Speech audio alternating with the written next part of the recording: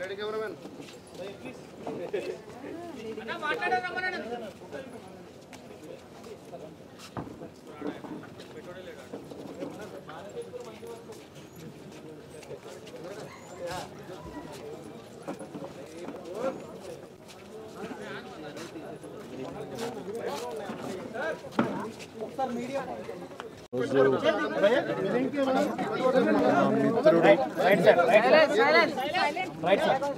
మిత్రుడు రాజేంద్ర ప్రసాద్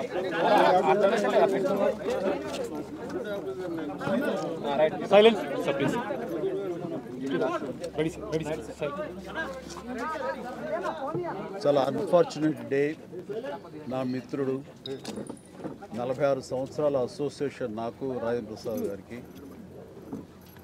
నా బిడ్డలు వాళ్ళ బిడ్డలు కలిసి పెరిగారు. అటు చెన్నైలో కానీ ఇక్కడ ఈ హైదరాబాద్లో కానీ ఎప్పుడు కలుసుకున్నా ఫ్యామిలీ పరంగా రాజేంద్ర ప్రసాద్ మాట్లాడుతుంటాడు. వాళ్ళ కుటుంబం, వాళ్ళ ఎదుగుదల, బిడ్డల పెరుగుదలన్నీ, అలాగే మా ఇంట్లో మా విషయాలు మేము చెప్పుకుంటుంటాం. అలాంటిది ఈ రోజున వినకూడని ఓ దుర్ఘటన, అకాల మరణం తన ఇంట్లో చోటు చేసుకుందంటే చాలా చాలా బాధ అనిపిస్తుంది. ఎందుకంటే ఆ వయసు బిడ్డలు నాకు ఉన్నారు.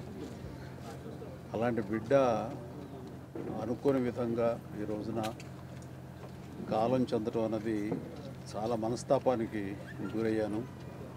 ఈ సమయంలో ఎలా తీసుకుంటాడు, ఏమిటి అన్నవి ఎలా ఓదార్చాలి అని వచ్చిన నాకు తన యొక్క జీవితంలో ఒక పరిపూర్ణమైనటువంటి వ్యక్తిగా ఈ రోజున కనిపించాడు.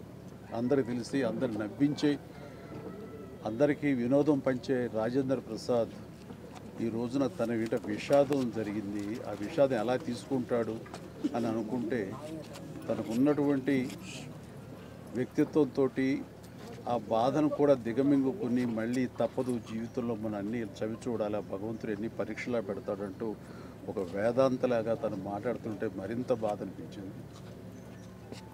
అలాంటి నా మిత్రుడికి ఇలాంటి సంఘటన జరగకూడదు. ఎందుకంటే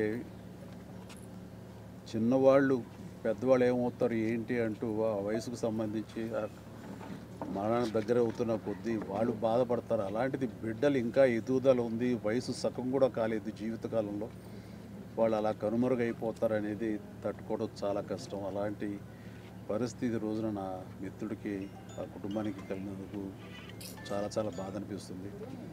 అలాంటి నా మిత్రుడు మళ్ళీ తిరిగి త్వరగా కోలుకోవాలని, ఈ విషాదం నుంచి కోలుకుని అందరికీ వినోదం పంచిపెట్టాలని, దైనందిన జీవితంలో ఎంత త్వరగా తను బయటికి రాగలిగితే, తన కుటుంబం ఈ బాధ నుంచి ఎంత త్వరగా బలం చేకూర్చుని వాళ్ళు రాగలిగితే బాగుంటుందని, అలా ఉండాలని కోరుకుంటా. భగవంతుని వాళ్ళందరికీ మనోధైర్యం ఇవ్వాలని కోరుకుంటూ, ఆ చనిపోయిన పాపకి ఆత్మ శాంతి కలగాలని కోరుకుంటాను. Thank you.